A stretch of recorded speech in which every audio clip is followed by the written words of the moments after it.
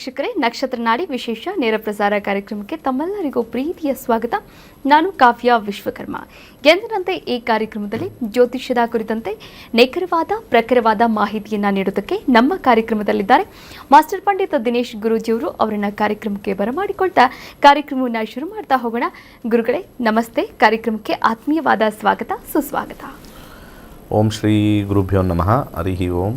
ಜ್ಞಾನಾನಂದಮಯಂ ದೇವಂ ನಿರ್ಮಲಸ್ಫಟಿಕಾಕೃತಿಂ ಆಧಾರಾಂ ಸರ್ವವಿದ್ಯಾನಾಂ ಹಯಗ್ರೀವಂ ಉಪಾಸ್ಮಹೆ. ಓಂ ನಮೋ ಭಗವತೆ ವಾಸುದೇವಾಯ. ಓಂ ನಮೋ ನಾರಾಯಣಾಯ. ನಮಸ್ಕಾರ ವೀಕ್ಷಕರೇ, ಗುರುಗಳನ್ನ ಕಾರ್ಯಕ್ರಮಕ್ಕೆ ಬರಮಾಡಿಕೊಂಡಿದ್ದಾಯಿತು. ನೀವು ಕೂಡ ಕರೆ ಮಾಡಬಹುದು, ಮಾತನಾಡಬಹುದು. ಆದರೆ ಇವತ್ತಿನ ಒಂದು ವಿಶೇಷವಾದ ಸಂಚಿಕೆಯಲ್ಲಿ ವಿಶೇಷವಾದಂತಹ ಟಾಪಿಕ್ ಬಗ್ಗೆ ಮಾತನಾಡ್ತಾ ಹೋಗ್ತೀವಿ. ಆ ಟಾಪಿಕ್ ಯಾವುದು ಅಂತಂದರೆ, ಸೂರ್ಯ ಕರ್ಕಾಟಕ ರಾಶಿಗೆ ಪ್ರವೇಶ ಮಾಡ್ತಾ ಇದ್ದಾನೆ. ಹೀಗಾಗಿ ಯಾವ ರಾಶಿಗಳಿಗೆ, ಯಾವ ಲಗ್ನಗಳಿಗೆ ಏನಿಲ್ಲ ಪ್ರತಿಫಲಗಳು ಸಿಗಲಿದೆ, ಶುಭ ಫಲಗಳನ್ನು ಅನುಭವಿಸಲಿದ್ದಾರೆ, ಈ ಕುರಿತಂತೆ ಗುರೂಜಿಯವರು ಮಾಹಿತಿಯನ್ನು ನೀಡ್ತಾ ಹೋಗ್ತಾರೆ. ಗುರುಗಳನ್ನು ಮಾತನಾಡಿಸ್ತಾ ಹೋಗೋಣ. ಗುರುಗಳೇ, ಮೊದಲಿಗೆ ಮೇಷಲಗ್ನ ಮತ್ತು ಮೇಷರಾಶಿ ಹಾಗೆ ಮೇಷಲಗ್ನ ಮೇಷರಾಶಿಗೆ 4ನೇ ಮನೆಯಲ್ಲಿರ್ತಕ್ಕಂಥ ಸೂರ್ಯ ವಿದ್ಯಾರ್ಥಿಗಳಿಗೆ ಉತ್ತಮವಾಗಿರ್ತಕ್ಕಂಥ ವಿಚಾರದಲ್ಲಿ ಹೆಲ್ಪ್ ಆಗುತ್ತೆ. ಹಾಗೆ ಉದ್ಯೋಗದಲ್ಲಿರ್ತಕ್ಕಂಥವ್ರಿಗೆ ಸ್ವಲ್ಪ ಆಲಸ್ಯ ಆಗ್ತಕ್ಕಂಥದ್ದು, ಹಾಗೆ ವಾಹನ ಖರೀದಿ ಅಥವಾ ಮನೆ ಖರೀದಿ ವಿಚಾರದಲ್ಲಿ ಆಲೋಚನೆ ಬರ್ತಕ್ಕಂಥದ್ದು, ವಿವಾಹದಲ್ಲಿ ಸ್ವಲ್ಪ ಸಮಸ್ಯೆ ಎದುರಾಗ್ತಕ್ಕಂಥದ್ದು, ಪ್ರೇಮ ವಿವಾಹ ಇದ್ದಾಗ ಸ್ವಲ್ಪ ಸಮಸ್ಯೆ ಆಗ್ತಕ್ಕಂಥದ್ದು, ಗಲಾಟೆಗಳಾಗ್ತಕ್ಕಂಥದ್ದು ತೋರಿಸುತ್ತೆ. ಮಕ್ಕಳಿಂದ ಸ್ವಲ್ಪ ಅಡಚಣೆ, ಮಕ್ಕಳಿಂದ ಸ್ವಲ್ಪ ತೊಂದರೆ ಆಗ್ತಕ್ಕಂಥ ಒಂದು ಕಾಂಬಿನೇಷನ್ ತೋರಿಸ್ತಾ ಇದೆ. ಆರೋಗ್ಯದಲ್ಲಿ ಸ್ವಲ್ಪ ಸಮಸ್ಯೆ, ದೀರ್ಘಕಾಲದ ಅನಾರೋಗ್ಯದಿಂದ ಬಳಲ್ತಾ ಇರೋರಿಗೆ ಸ್ವಲ್ಪ ಆರೋಗ್ಯ ಸಮಸ್ಯೆ. ನಾರ್ಮಲ್ ಆಗಿರೋರಿಗೆ ಸ್ವಲ್ಪ ಮಟ್ಟಿಗೆ 4ನೇ ಮನೆ ಉತ್ತಮವಾಗಿರ್ತಕ್ಕಂಥ ಸ್ಥಾನವಲ್ಲ ಅಂತ ಹೇಳ್ಬೋದು. ಸೊ ಓವರಾಲ್ ಮೇಷಲಗ್ನ ಮೇಷರಾಶಿಯವರಿಗೆ purchase of vehicle or purchase of land ತುಂಬ ಅದ್ಭುತವಾಗಿರ್ತಕ್ಕಂಥ ಒಂದು ಸಮಯ. 1 ತಿಂಗಳ ಕಾಲ ಈ ಒಂದು ಯೋಗ ಇರುತ್ತೆ. ದಶಾಭುಕ್ತಿಗಳಲ್ಲಿ ನಿಮಗೆ ಸೂರ್ಯ ಬಂದಿರತಕ್ಕಂಥದ್ದು ಇಂಪಾರ್ಟೆಂಟು. ದಶಾಭುಕ್ತಿಗಳಲ್ಲಿ, ಅಂತರ್ಭುಕ್ತಿಗಳಲ್ಲಿ ಸೂರ್ಯ ಇರಬೇಕು ಅಂತ. ಆ ಟೈಮಲ್ಲಿ ಇದನ್ನು ನಾವು ಅಪ್ಲಿಕೇಬಲ್ ಮಾಡ್ಕೋಬೋದು. ಹಾಗೆ ನೆಕ್ಸ್ಟ್ ವೃಷಭ ಲಗ್ನಕ್ಕೆ ಹೋಗೋಣ. ವೃಷಭ ಲಗ್ನದ ವಿದ್ಯಾರ್ಥಿಗಳಿಗೆ ಸ್ವಲ್ಪ ಹಿನ್ನಡೆ ಆಗ್ತಕ್ಕಂಥದ್ದು. 3ನೇ ಮನೆಯಲ್ಲಿರ್ತಕ್ಕಂಥ ಸೂರ್ಯ, ಸೊ 4ನೇ ಮನೆ ಅಧಿಪತಿ ಆಗಿದ್ದರೂ ಕೂಡ 3ನೇ ಮನೆಯಲ್ಲಿ ಸ್ವಲ್ಪ ಸಮಸ್ಯೆ ಆಗ್ತಕ್ಕಂಥದ್ದು, ಓದಕ್ಕೆ ಆಸಕ್ತಿ ಬರದೇ ಇರತಕ್ಕಂಥದ್ದು ತೋರಿಸ್ತಾ ಇದೆ. ವೃತ್ತಿಯಲ್ಲಿ ಮತ್ತು ಬಿಸ್ನೆಸ್ಸಲ್ಲಿ ಹೆಚ್ಚು ಶ್ರಮವನ್ನು ವಹಿಸಬೇಕು ಅಂತ ಹೇಳುತ್ತೆ. 3ನೇ ಮನೆ ಶ್ರಮವನ್ನು ತೋರಿಸುತ್ತೆ. ಹೆಚ್ಚು ಶ್ರಮವನ್ನು ವಹಿಸಿದಾಗ ಮಾತ್ರನೇ ಸ್ವಲ್ಪ ಅಭಿವೃದ್ಧಿ. ಆದರೆ ಬಿಸ್ನೆಸ್ಸಲ್ಲಿ ಇರ್ತಕ್ಕಂಥವ್ರಿಗೆ ಸ್ವಲ್ಪ ಅಡ್ವಾಂಟೇಜ್, ಯಾಕಂದರೆ 3ನೇ ಮನೆ ಕಮಿಷನ್ ತೋರಿಸುತ್ತೆ, ಹಣ ಹೆಚ್ಚಾಗಿ ತೋರಿಸ್ತಕ್ಕಂಥದ್ದು ಬರುತ್ತೆ. ಹಾಗೆ ವ್ಯಾಪಾರದಲ್ಲಿ ಸ್ವಲ್ಪ ಅವರಿಗೆ ಕಮಿಷನ್ ವಿಚಾರದಲ್ಲಿ ಸ್ವಲ್ಪ ಉತ್ತಮವಾಗಿರ್ತಕ್ಕಂಥದ್ದು, ಗೃಹದಿಂದ ಬರ್ತಕ್ಕಂಥ ಕಮಿಷನ್ನು, ಲ್ಯಾಂಡಿಂದ ಬರ್ತಕ್ಕಂಥದ್ದು ಅತ್ಯಧಿಕ.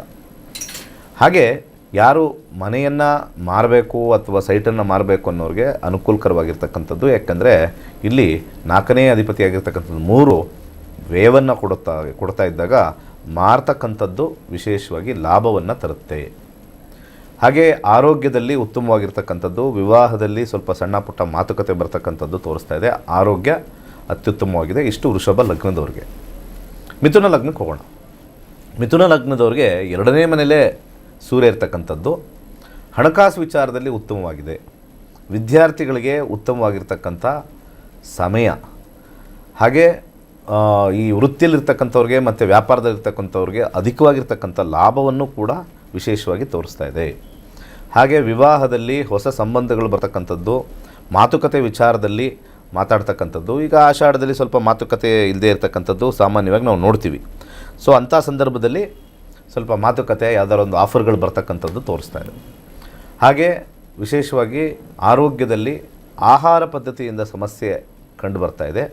ಹಾಗೆ ಹೊಸ ಏನಾದರೂ ಒಂದು ಜ್ಯುವೆಲರಿ ಖರೀದಿ ಮಾಡೋಣ ಅಥವಾ ಡೆಪಾಸಿಟ್ ಮಾಡೋಣ, ಇನ್ವೆಸ್ಟ್ಮೆಂಟ್ ಮಾಡೋಣ ಅನ್ನೋ ಆಲೋಚನೆ ಖಂಡಿತ ಉತ್ತಮವಾಗಿದೆ. ಆದರೆ ಸೂರ್ಯದಶ, ಸೂರ್ಯಭುಕ್ತಿ, ಸೂರ್ಯ ಅಂತರ್ಭುಕ್ತಿ ಇರಬೇಕು. ಈಗ ಕರ್ಕಾಟಕ ಲಗ್ನಕ್ಕೆ ಹೋಗೋಣ. ಕರ್ಕಾಟಕ ಲಗ್ನದ ವಿದ್ಯಾರ್ಥಿಗಳಿಗೆ ಸ್ವಲ್ಪ ಸ್ವಪ್ರಯತ್ನದಿಂದ ಹೆಚ್ಚು ಲಾಭಕಾರಿಯಾಗಿರ್ತಕ್ಕಂಥದ್ದು. ವಿದ್ಯಾರ್ಥಿಗಳಿಗೆ ಸ್ವಲ್ಪ ಕಾನ್ಸಂಟ್ರೇಷನ್ ಮಾಡತಕ್ಕಂಥದ್ದು ಬಹಳ ಇಂಪಾರ್ಟೆಂಟ್ ಆಗಿದೆ. ಹಾಗೆ ವೃತ್ತಿಯಲ್ಲಿರ್ತಕ್ಕಂಥವ್ರಿಗೆ, ವ್ಯಾಪಾರಸ್ಥರಿಗೆ ಸ್ವಲ್ಪ ಹಿನ್ನಡೆ ಆಗ್ತಕ್ಕಂಥದ್ದು. 1ನೇ ಮನೆ ಶ್ರಮವನ್ನು ಹೆಚ್ಚಾಗಿ ಕೊಡುತ್ತೆ, ಲಾಭವನ್ನು ಕಮ್ಮಿ ಕೊಡುತ್ತೆ.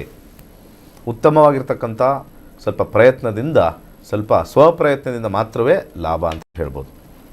ಹಾಗೆ ವಿವಾಹ ವಿಚಾರಕ್ಕೆ ಬಂದಾಗ ಸ್ವಲ್ಪ ವಿವಾಹ ಏನಾದ್ರು ಮಾತುಕತೆಯಲ್ಲಿ ಫೋನಲ್ಲಿ ಇವಾಗ ಕೆಲವೊಂದು ಸತಿ ಏನಾಗುತ್ತೆ, ಆಷಾಢ ಓಡಾಡದೇ ಇರ್ಬೋದು, ಬಟ್ ಮಾತುಕತೆ ಅಂತೂ ಕೆಲವರು ಮಾಡ್ತಕ್ಕಂಥದ್ದು ಕಂಡು ಬಂದಿರತಕ್ಕಂಥದ್ದು. ಮಾತುಕತೆಯಿಂದ ಅಥವಾ ಕೆಲವರು ಮದುವೆ ಸೆಟ್ಟಾಗಿರುತ್ತೆ, ಮದುವೆ ಸೆಟ್ಟಾಗಿ ಮಾತುಕತೆಯಲ್ಲಿ ಏನಾದ್ರು ಸ್ವಲ್ಪ ಸಮಸ್ಯೆ, ಹುಡುಗಿ ಮಾತಾಡಬೇಕಾದ್ರೆ ಸಮಸ್ಯೆ ಆಗ್ತಕ್ಕಂಥದ್ದು, ಅಹಂ ಬರ್ತಕ್ಕಂಥದ್ದು, ಈಗೋ ಬರ್ತಕ್ಕಂಥದ್ದು ಕಂಡು ಬರ್ತಾ ಇದೆ. ಸ್ವಲ್ಪ ಮುರಿದು ಬೀಳ್ತಕ್ಕಂಥ ಚಾನ್ಸಸ್ಸು ಸೂರ್ಯ ದಶಾ, ಸೂರ್ಯ ಭುಕ್ತಿ, ಸೂರ್ಯ ಅಂತರ್ಭುಕ್ತಿಲೂ ನಿಮಗೆ ನೆಗೆಟಿವ್ ತೋರಿಸಿದಾಗ ಇದು ಡಬಲ್ ನೆಗೆಟಿವ್ ಆಗಿ ಪರಿವರ್ತನೆ ಆಗುತ್ತೆ.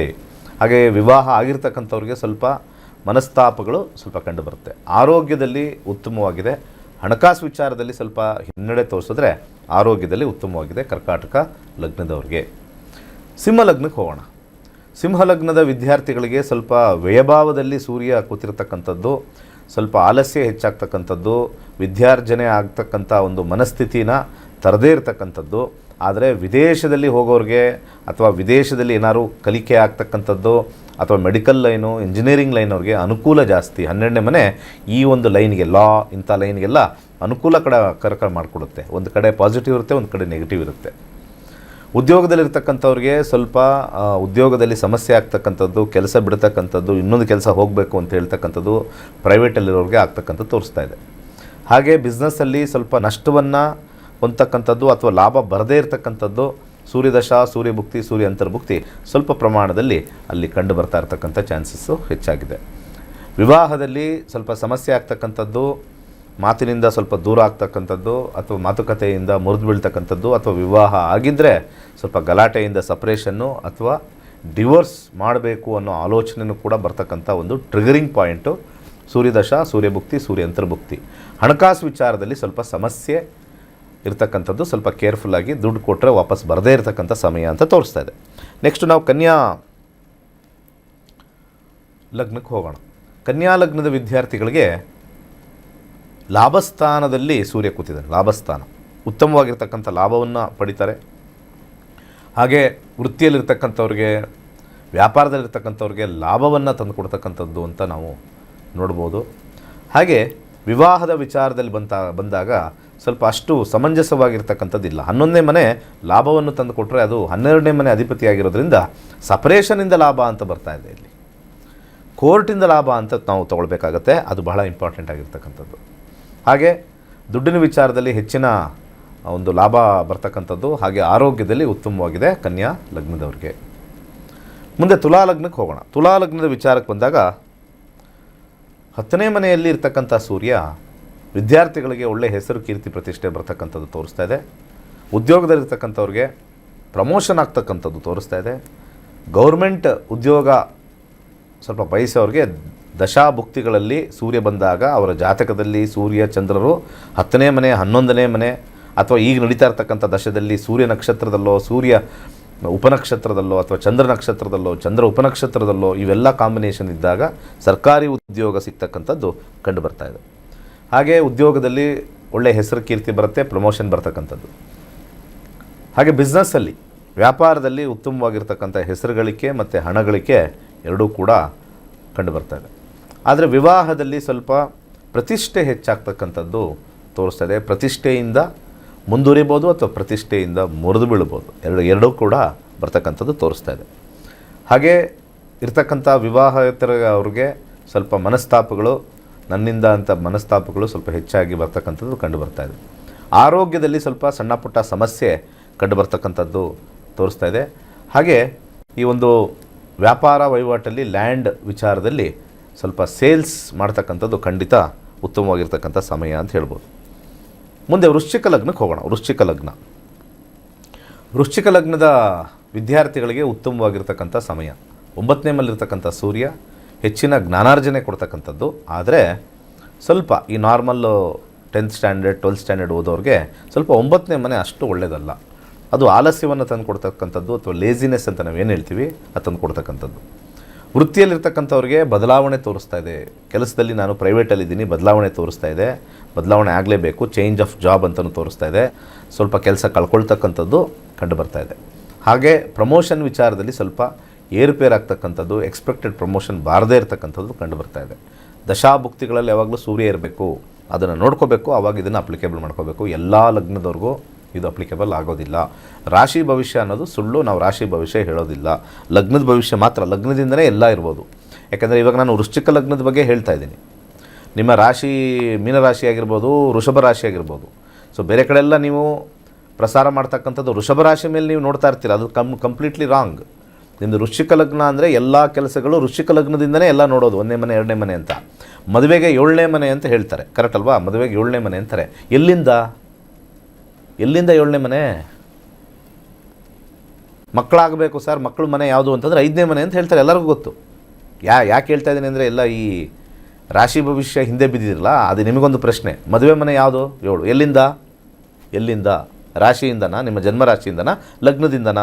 ಸೊ ಲಗ್ನದಿಂದ ಇರಬೇಕಾದ್ರೆ ನೀವು ಜನ್ಮರಾಶಿ ದಿನ ನೋಡ್ತಕ್ಕಂಥದ್ದು ನಿಮ್ಮ ರಾಶಿ ಭವಿಷ್ಯ ಸುಮ್ಮನೆ ವೇಸ್ಟ್ ಆಫ್ ಟೈಮು. ಅಲ್ಲೂ ಖಾಲಿ ಕೂತಿರ್ತಾರೆ, ನೀವು ಖಾಲಿ ಕೂತಿರ್ತೀರ. ಖಾಲಿ ಕೂತಿರೋದು ಕೇಳಿಸ್ಕೊಳ್ಳೋದಷ್ಟೇ.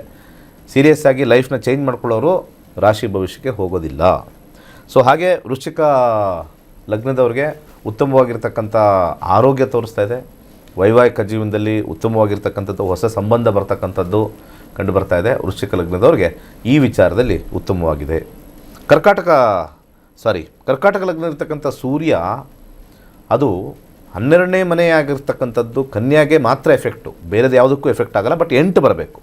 ಅದೇ 8 ನಾವು ನೋಡಿದಾಗ ಇಲ್ಲಿ 9ನೇ ಅಧಿಪತಿಯಾಗಿರ್ತಕ್ಕಂಥದ್ದು ಧನುರ್ ಲಗ್ನಕ್ಕೆ ನಾವು ಕ್ಯಾಲ್ಕುಲೇಟ್ ಮಾಡಬೇಕಾದ್ರೆ 9ನೇ ಅಧಿಪತಿಯಾಗಿರ್ತಕ್ಕಂಥದ್ದು 8ರಲ್ಲಿದೆ. ಅಂದರೆ ತಂದೆಗೆ ಸ್ವಲ್ಪ ಸಮಸ್ಯೆ ಆಗ್ತಕ್ಕಂಥದ್ದು ಧನುರ್ ಲಗ್ನದವ್ರಿಗೆ. 9ನೇ ಮನೆ ತಂದೆ ಸ್ಥಾನವನ್ನು ತೋರಿಸುತ್ತೆ. 8ನೇ ಮನೆ ಗೋಚಾರದಲ್ಲಿ ಬಂದಾಗ, ದಶಾದಲ್ಲಿ ಬಂದಾಗ, ಭುಕ್ತಿಲಿ ಬಂದಾಗ, ನನ್ನ ಅನುಭವದಲ್ಲಿ ಯಾರಿಗೆ 8ನೇ ಮನೆ ದಶಾ ಭುಕ್ತಿ ಅಂತರ್ಭುಕ್ತಿಲಿ 8 ನಡೆದಿರುತ್ತೋ ತಂದೆಗೆ ಸ್ವಲ್ಪ ಸಮಸ್ಯೆ, ಅನಾರೋಗ್ಯದಲ್ಲಿ ಸಮಸ್ಯೆ, ಅಥವಾ ಹಣಕಾಸು ವಿಚಾರದಲ್ಲಿ ಸಮಸ್ಯೆ, ಅಥವಾ ಆರೋಗ್ಯದಲ್ಲಿ ಸಮಸ್ಯೆ, ಅಥವಾ ಅವರ ಜೀವಕ್ಕೆ ಸಮಸ್ಯೆ ಬರ್ತಕ್ಕಂಥದ್ದು 8ನೇದು ಭಾಳ ವಿಶೇಷವಾಗಿರ್ತಕ್ಕಂಥದ್ದು. ಸ್ವಲ್ಪ ಅವರ ಆರೋಗ್ಯ ಕಡೆ ಗಮನ. ಸೊ ಈ ಒಂದು ವಿದ್ಯಾರ್ಥಿಗಳಿಗೆ ಸ್ವಲ್ಪ ಹಿನ್ನಡೆ ಆಗ್ತಕ್ಕಂಥದ್ದು 8 ಅಷ್ಟು ಒಳ್ಳೆಯದಲ್ಲ. ಆದರೆ ರಿಸರ್ಚ್ ಫೀಲ್ಡಲ್ಲಿ ಇರ್ತಕ್ಕಂಥವ್ರಿಗೆ ಅತ್ಯುತ್ತಮವಾಗಿರ್ತಕ್ಕಂಥ ಟೈಮು. ರಿಸರ್ಚ್ ಫೀಲ್ಡಲ್ಲಿ ಇರ್ತಕ್ಕಂಥವ್ರಿಗೆ ಭಾಳ ಅತ್ಯುತ್ತಮವಾಗಿರ್ತಕ್ಕಂಥ ಟೈಮು. ಹಾಗೆ ಈ ಒಂದು ಸೈನ್ಸ್ ವಿಚಾರದಲ್ಲಿ, ಮೆಡಿಕಲ್ ವಿಚಾರದಲ್ಲಿ, ಇಂಜಿನಿಯರಿಂಗ್ ವಿಚಾರದಲ್ಲಿ ಉತ್ತಮವಾಗಿದೆ. ವೃತ್ತಿಯಲ್ಲಿರ್ತಕ್ಕಂಥವ್ರಿಗೆ ಸ್ವಲ್ಪ ಆಲಸ್ಯ ಜಾಸ್ತಿ, ಅಥವಾ ಸಮಸ್ಯೆ ಜಾಸ್ತಿ, ಅಥವಾ ಗಲಾಟೆಗಳು ಜಾಸ್ತಿ, ಬಿಟ್ಟು ಬರ್ತಕ್ಕಂಥದ್ದು, ಕೆಲಸ ರಿಸೈನ್ ಮಾಡ್ತಕ್ಕಂಥ ಸಮಯ ತೋರಿಸ್ತಾ ಇದೆ. ಬಿಸ್ನೆಸ್ಸಲ್ಲಿರ್ತಕ್ಕಂಥವ್ರಿಗೆ ಮೋಸ ಹೋಗ್ತಕ್ಕಂಥದ್ದು, ಯಾರಿಗಾರು ಹಣ ಕೊಟ್ಟು ಸಮಸ್ಯೆ ಮಾಡ್ಕೊಳ್ತಕ್ಕಂಥದ್ದು ಕಂಡು ಬರ್ತಾ ಇದೆ. ಆಕ್ಸಿಡೆಂಟಿಂದ ಸ್ವಲ್ಪ ಕೇರ್ಫುಲ್ ಆಗಿರಬೇಕು. 8ನೇ ಮನೆ ಸೂರ್ಯ ಸ್ವಲ್ಪ ಆಕ್ಸಿಡೆಂಟನ್ನು ಕೊಡ್ತಕ್ಕಂಥ ಚಾನ್ಸಸ್ಸು. ನೀರಿನಿಂದ ಸಮಸ್ಯೆ ಆಗ್ತಕ್ಕಂಥದ್ದು ಧನುರ್ ಲಗ್ನಿಗೆ ಸ್ವಲ್ಪ ಕೇರ್ಫುಲ್ ಆಗಿರಬೇಕು. ವಿವಾಹದಲ್ಲಿ ಸ್ವಲ್ಪ ಸಮಸ್ಯೆ, ಗೊಂದಲವನ್ನು ಏರ್ಪಾಟಾಗ್ತಕ್ಕಂಥದ್ದು ತೋರಿಸ್ತಾ ಇದೆ. ಆರೋಗ್ಯದಲ್ಲೂ ಕೂಡ ಆಪರೇಷನ್ ಆಗ್ತಕ್ಕಂಥ ಸಾಧ್ಯತೆ, ಅನಾರೋಗ್ಯ ದಿಢೀರಂತ ಬರ್ತಕ್ಕಂಥ ಅನಾರೋಗ್ಯದಿಂದ ಬಳಲ್ತಕ್ಕಂಥದ್ದು ತೋರಿಸ್ತಾ ಇದೆ. ಎಲ್ಲ ವಿಚಾರದಲ್ಲೂ ಸ್ವಲ್ಪ ನೆಗೆಟಿವ್ ಇರೋದ್ರಿಂದ ಸ್ವಲ್ಪ ಮಟ್ಟಿಗೆ ಹುಷಾರಾಗಿರ್ಬೇಕಂತಕ್ಕಂಥದ್ದು ಧನುರ್ ಲಗ್ನದವ್ರಿಗೆ. ಇನ್ನು ಮಕರ ಲಗ್ನಕ್ಕೆ ಹೋಗೋಣ. ಮಕರ ಲಗ್ನದಲ್ಲೂ ಕೂಡ 7ನೇ ಮನೆ ಉತ್ತಮವಾಗಿದ್ದರೂ ಕೂಡ ಅದು 8ನೇ ಅಧಿಪತಿ ಆಗಿರ್ತಕ್ಕಂಥದ್ದು. ಇಲ್ಲೂ ಕೂಡ 50-50 ಅಂತ ಹೇಳ್ಬೋದು. ವಿದ್ಯಾರ್ಥಿಗಳಿಗೆ ಸಹಪಾಠಿಗಳಿಂದ, ಟೀಚರ್ಗಳಿಂದ ಉತ್ತಮವಾಗಿರ್ತಕ್ಕಂಥ ಒಂದು ಅವರಿಗೆ ಒಂದು ಸಪೋರ್ಟ್ ಅಂತ ನಾವು ಹೇಳ್ಬೋದು. ಆದರೆ 8ನೇ ಮನೆ ಸ್ವಲ್ಪ ಸಮಸ್ಯೆ ಮಾಡುತ್ತೆ. ಉದ್ಯೋಗದಲ್ಲಿ ಹೊಸ ಜನರ ಒಂದು ಸೇರ್ಪಡೆ, ಹೊಸ ಜನಗಳ ಜೊತೆ ಒಂದು ಒಡನಾಟ ಇರ್ತಕ್ಕಂಥದ್ದು. ಬಟ್ 8ನೇ ಮನೆ ಅವರಿಂದನೂ ಸಮಸ್ಯೆ ಬರ್ತಕ್ಕಂಥದ್ದು ತೋರಿಸ್ತಾ ಇದೆ. ಹಾಗೆ ಈ ಬಿಸ್ನೆಸ್ಸಲ್ಲಿರ್ತಕ್ಕಂಥವ್ರಿಗೆ ಅತ್ಯುತ್ತಮವಾಗಿರ್ತಕ್ಕಂಥ ಲಾಭ ಬರುತ್ತೆ. ಆದರೆ 8ನೇ ಮನೆ ಸೇರಿಕೊಳ್ಳೋದ್ರಿಂದ ಸ್ವಲ್ಪ ಭಾಗ ನಷ್ಟವನ್ನು ಹೊಂದುತ್ತೆ. ವಿವಾಹದಲ್ಲಿ ಉತ್ತಮವಾಗಿರ್ತಕ್ಕಂಥ ಸಂಬಂಧಗಳು ಬರುತ್ತೆ. ಆದರೆ ಒಳಗಡೆ ಸ್ವಲ್ಪ ಅಂಡರ್ಗ್ರೌಂಡಲ್ಲಿ ಸ್ವಲ್ಪ ಮನಸ್ತಾಪಗಳು ಸ್ವಲ್ಪ ಹೆಚ್ಚಾಗಿರುತ್ತೆ. ಮೇಲ್ನೋಟದಲ್ಲಿ ಚೆನ್ನಾಗಿ ಮಾತಾಡಿಸ್ತಾ ಇರ್ತಾರೆ, ಒಳನೋಟದಲ್ಲಿ ಬೈಕೋತಾ ಇರ್ತಾರೆ. ಅದು ಯಾವಾಗಲೂ ಸೆಕೆಂಡ್ರಿ ಹೌಸಸ್ ಈ ಥರ ವರ್ಕ್ ಆಗುತ್ತೆ. ಹಾಗೆ ಆರೋಗ್ಯದಲ್ಲಿ ಉತ್ತಮವಾಗಿರ್ತಕ್ಕಂಥದ್ದು 7ನೇ ಮನೆ ಉತ್ತಮವಾಗಿರ್ತಕ್ಕಂಥದ್ದು. ಎಲ್ಲ ವಿಚಾರದಲ್ಲೂ ಸ್ವಲ್ಪ ಹಣಕಾಸು ವಿಚಾರದಲ್ಲೂ ಸ್ವಲ್ಪ ಒಳಿತಾಗಿದೆ ಮಕರ ಲಗ್ನದವ್ರಿಗೆ. ಹಾಗೆ ಕುಂಭ ಲಗ್ನಕ್ಕೆ ಬರೋಣ. ಕುಂಭ ಲಗ್ನದ ವಿದ್ಯಾರ್ಥಿಗಳಿಗೆ ಸ್ವಲ್ಪ ಆಲಸ್ಯ ಆಗ್ತಕ್ಕಂಥದ್ದು, ಆಸಕ್ತಿ ಇಲ್ಲದೆ ಇರತಕ್ಕಂಥದ್ದು. ಹಾಗೆ ವಿಶೇಷವಾಗಿ ಈ ಒಂದು ಕುಂಭ ಲಗ್ನದವರಿಗೆ 6ನೇ ಮನೆಯಲ್ಲಿರ್ತಕ್ಕಂಥ ಸೂರ್ಯ ಅವರಿಗೆ ಟೆಕ್ನಿಕಲ್ ಸೈಡ್ ಆಸೆ ಕೊಡುತ್ತೆ. ಬಟ್ ನಾರ್ಮಲ್ಲಿ ಸ್ವಲ್ಪ ಸಮಸ್ಯೆ ಕೊಡ್ತಕ್ಕಂಥದ್ದು ತೋರಿಸ್ತಾ ಇದೆ. ಹಾಗೆ ಈ ವೃತ್ತಿಯಲ್ಲಿರ್ತಕ್ಕಂಥವ್ರಿಗೆ ಉತ್ತಮವಾಗಿರ್ತಕ್ಕಂಥ ಸಮಯ. 6th house is A very good house for job. ಹೊಸ ಕೆಲಸ ಸಿಗ್ತಕ್ಕಂಥದ್ದು ತೋರಿಸ್ತಾ ಇದೆ. ಬಿಸ್ನೆಸ್ಸಲ್ಲಿರ್ತಕ್ಕಂಥವ್ರಿಗೆ ಅಧಿಕವಾಗಿರ್ತಕ್ಕಂಥ ಲಾಭ. ಆದರೆ ವೈವಾಹಿಕ ಜೀವನದಲ್ಲಿ ಸ್ವಲ್ಪ ಇದು ಹಿನ್ನಡೆ ನಡೀತಕ್ಕಂಥದ್ದು ತೋರಿಸ್ತಾ ಇದೆ. ಹೊಸ ಸಂಬಂಧ ಬಂದಾಗ ಮುರಿದು ಬೀಳ್ತಕ್ಕಂಥದ್ದು, ಇರೋ ಸಂಬಂಧ ಕೂಡ ಅಹಮ್ಮಿಂದ ಸೂರ್ಯನ ಕಾರಕದಿಂದನೂ ನಾವು ತೊಗೊಳ್ಬೋದು. 6ನೇ ಮನೇಲಿ ಇದ್ದಾಗ ಸೂರ್ಯ ಕಾರಕನ ಆ್ಯಡ್ ಮಾಡಬೇಕಾಗತ್ತೆ. ಈ ಕಾಂಬಿನೇಷನಿಂದ ಸ್ವಲ್ಪ ನೆಗೆಟಿವಿಟಿ ಆಗ್ತಕ್ಕಂಥದ್ದು ಕಂಡು ಬರ್ತಾ ಇದೆ. ಆರೋಗ್ಯದಲ್ಲಿ ಸ್ವಲ್ಪ ಸಣ್ಣ ಪುಟ್ಟ ಸಮಸ್ಯೆ. ಮೀನಲಗ್ನದ ವಿದ್ಯಾರ್ಥಿಗಳಿಗೆ ಸ್ವಲ್ಪ ಬುದ್ಧಿವಂತಿಕೆ ಹೆಚ್ಚಾಗ್ತಕ್ಕಂಥದ್ದು ತೋರಿಸ್ತಾ ಇದೆ. ಬುದ್ಧಿವಂತಿಕೆಯಿಂದ ಸ್ವಲ್ಪ ಒಳ್ಳೆಯ ಒಂದು ಜ್ಞಾನಾರ್ಜನೆ ಆಗ್ತಕ್ಕಂಥದ್ದು ತೋರಿಸ್ತಾ ಇದೆ. ಉದ್ಯೋಗದಲ್ಲಿರ್ತಕ್ಕಂಥವ್ರಿಗೆ ಸ್ವಲ್ಪ ಹಿನ್ನಡೆ, ಹಣಕಾಸು ವಿಚಾರದಲ್ಲಿ ಸ್ವಲ್ಪ ಸಮಸ್ಯೆ ಆಗ್ತಕ್ಕಂಥದ್ದು, ಬಿಸ್ನೆಸ್ಸಲ್ಲಿರ್ತಕ್ಕಂಥವ್ರಿಗೆ ಸಮಸ್ಯೆ ಆಗ್ತಕ್ಕಂಥದ್ದು. ಆದರೆ ಕೆಲವು ರಂಗದಲ್ಲಿದ್ದಾಗ ಸ್ವಲ್ಪ ಲಾಭಕಾರಿ. ಸಾಫ್ಟ್ವೇರಲ್ಲಿರ್ತಕ್ಕಂಥದ್ದು, ಕ್ರಿಯೇಟಿವ್ ಫೀಲ್ಡಲ್ಲಿರ್ತಕ್ಕಂಥದ್ದು, ಹೀಲಿಂಗಲ್ಲಿರ್ತಕ್ಕಂಥವ್ರಿಗೆ 5ನೇ ಮನೆ ಸ್ವಲ್ಪ ಲಾಭವನ್ನು ತಂದುಕೊಡುತ್ತೆ. ಹಾಗೆ ಈ ಒಂದು ವಿವಾಹ ವಿಚಾರದಲ್ಲಿ ಪ್ರೇಮ ವಿವಾಹ ಏನಾದ್ರು ಇತ್ತು ಅಂತಂದರೆ ಸ್ವಲ್ಪ ಗಲಾಟೆಯಿಂದ ಸ್ವಲ್ಪ ಒಪ್ಕೊಳ್ತಕ್ಕಂಥ ಸಮಯ ಇದು ಬಂದಿರತಕ್ಕಂಥದ್ದು. ಆದರೆ ಸೂರ್ಯದಶ, ಸೂರ್ಯಭುಕ್ತಿ, ಸೂರ್ಯ ಅಂತರ್ಭುಕ್ತಿ ನಡೀತಾ ಇರಬೇಕು. ಸೊ 5ನೇ ಮನೆ ಸ್ವಲ್ಪ ಪ್ರೇಮ ವಿವಾಹ ವಿಚಾರದಲ್ಲಿ ಸ್ವಲ್ಪ ಬರ್ತಕ್ಕಂಥ ಚಾನ್ಸಸ್ ಇರುತ್ತೆ. ಬಟ್ ಇದಕ್ಕೆ ಸಾಕಷ್ಟು ಒಳಗಡೆ ಹೋಗಿ ನೋಡಬೇಕು. ನಿಮ್ಮ ಜಾತಕದಲ್ಲೂ ಕೂಡ ಇದು ನೋಡಬೇಕು. ನಾನು ಹೇಳೋದೆಲ್ಲ ಒಂದು 20-30% ವಿಚಾರದಲ್ಲಿ ಬರ್ತಕ್ಕಂಥದ್ದು. ಆರೋಗ್ಯದಲ್ಲಿ ಉತ್ತಮವಾಗಿದೆ. ಹಣಕಾಸು ಸ್ವಲ್ಪ ಹೆಚ್ಚಿಗೆ ಖರ್ಚಾಗ್ತಕ್ಕಂಥದ್ದು ತೋರಿಸ್ತದೆ. ಸ್ವಲ್ಪ ಕೇರ್ಫುಲ್ ಆಗಿರಬೇಕು. ಮೀನಲಗ್ನದವರು ಸೂರ್ಯದಶ, ಸೂರ್ಯಭುಕ್ತಿ, ಸೂರ್ಯ ಅಂತರ್ಭುಕ್ತಿ ಇದ್ದರೆ ಮಾತ್ರನೇ. ಅದೇ ಮೀನಲಗ್ನದವ್ರಿಗೆ ಬೇರೆ ದಶ, ಬೇರೆ ಭುಕ್ತಿ, ಬೇರೆ ಅಂತರ್ಭುಕ್ತಿಗೆ ಇದು ಅಪ್ಲಿಕೇಬಲ್ ಆಗಲ್ಲ. ಅದಕ್ಕೆ ಜ್ಯೋತಿಷ್ಯ ಕಲೀರಿ. ಇದೇ ಶನಿವಾರ ಮತ್ತೊಮ್ಮೆ ಉಚಿತವಾಗಿರ್ತಕ್ಕಂಥ ಕ್ಲಾಸ್ ಇದೆ.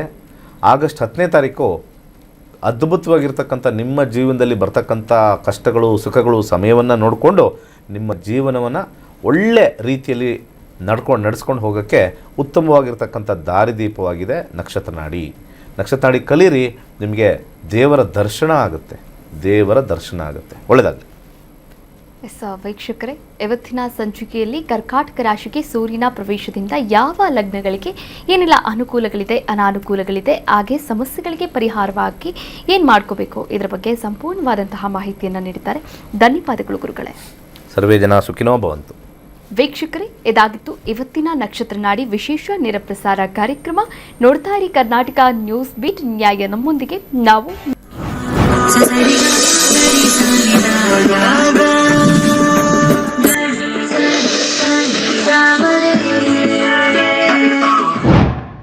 ನಕ್ಷತ್ರ ನಾಡಿ ಜ್ಯೋತಿಷ್ಯ ತರಗತಿ 114ನೇ ಬ್ಯಾಚ್.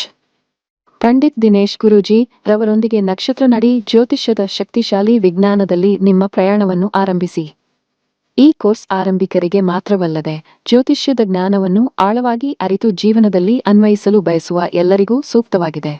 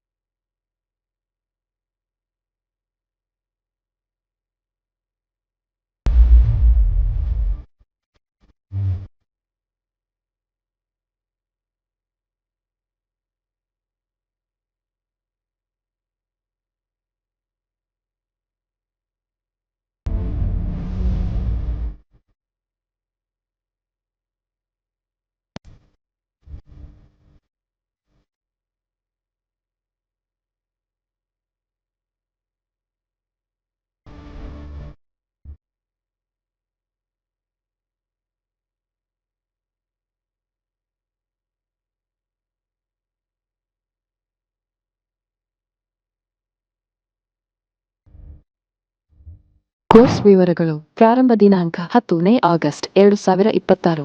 ಕೋರ್ಸ್ ಶುಲ್ಕ 7,999 ಮಾತ್ರ. ನೀವು ಪಡೆಯುವವು 15 ಲೈವ್ ಇಂಟರಾಕ್ಟಿವ್ ತರಗತಿಗಳು, ಉಚಿತ 3 ತಿಂಗಳ ಪ್ರವೇಶ, ಅಧ್ಯಯನ ಸಾಮಗ್ರಿಗಳು, ಉಚಿತ ಈ ಪ್ರಮಾಣ ಪತ್ರ. ತರಗತಿ ಸಮಯಗಳು: ಬೆಳಗ್ಗೆ 11 ರಿಂದ 12:30, ಸಂಜೆ 7:30 ರಿಂದ 9. ಹಿಂದೆ ನಕ್ಷತ್ರ ನಾಡಿ ಜ್ಯೋತಿಷ್ಯ ಕೋರ್ಸ್ಗೆ ಸೇರಿ ಮತ್ತು ನಿಮ್ಮ ಜೀವನವನ್ನು ರೂಪಾಂತರಗೊಳಿಸಿ.